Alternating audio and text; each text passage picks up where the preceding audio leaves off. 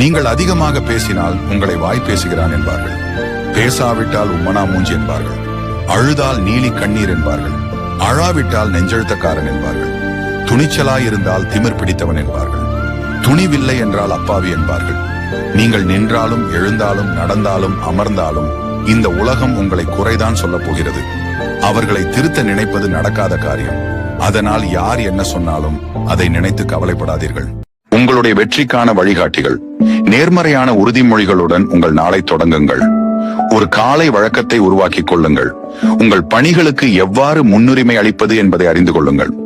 ஒவ்வொரு வாரமும் உங்களை பற்றி நீங்கள் விரும்பும் அனைத்தையும் பட்டியலிடுங்கள்.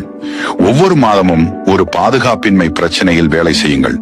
ஆரோக்கியமான வேலை மற்றும் வாழ்க்கை சமநிலையை ஏற்படுத்துங்கள். உங்களுக்கு ஆர்வம் உள்ள ஏதாவது ஒரு பாடத்தை எடுத்துக் கொள்ளுங்கள். தனிமையின் அதிக தருணங்களை உருவாக்குங்கள். உங்கள் தேவைகள் எழும்போது அவற்றை மதிக்க கற்றுக்கொள்ளுங்கள்.